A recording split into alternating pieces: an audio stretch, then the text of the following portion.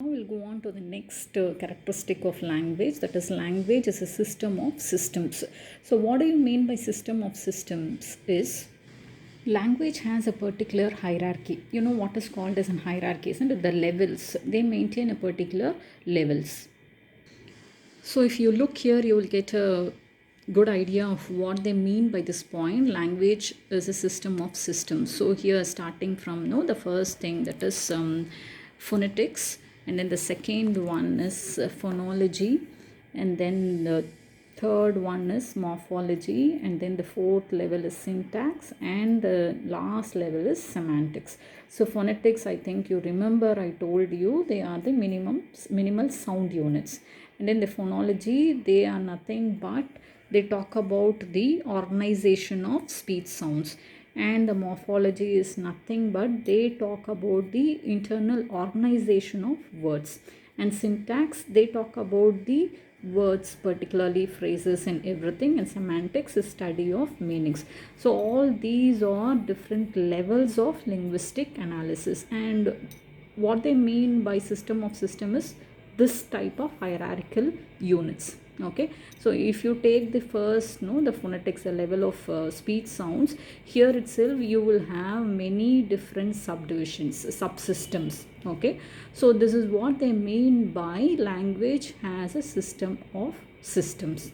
Okay, so when we proceed with this course, you will better understand what do you mean by each level of linguistic analysis. Now we'll go to the next point, that is, language is culturally transmitted, meaning that it is not instinctive. So what do you mean by language is non-instinctive or it is culturally transmitted? Is you can just take an instant. For example, when an Indian child is born in America, do you think the Indian child will be able to speak Tamil or any other Indian language compared to that of English?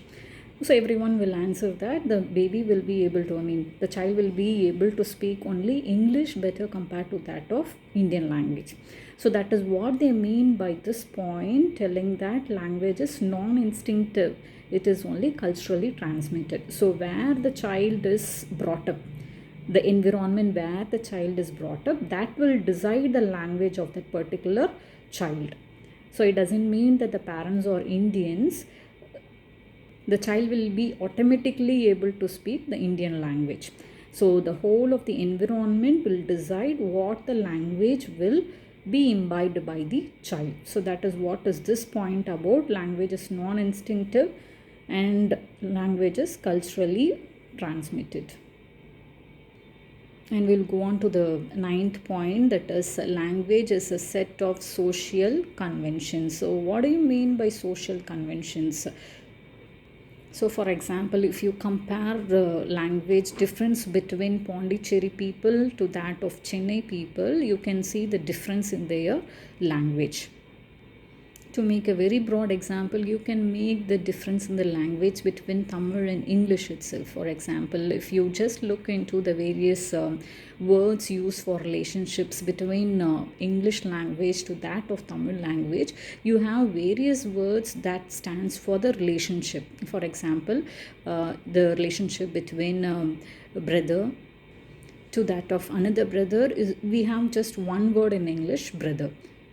But when you compare the same relationship in the language of Tamil, you have Anna or Thambi, isn't it? So when you are talking about or listing out the relationship, the words which stand for the relationship itself, you can list a very long one in Tamil language to compare to that of English.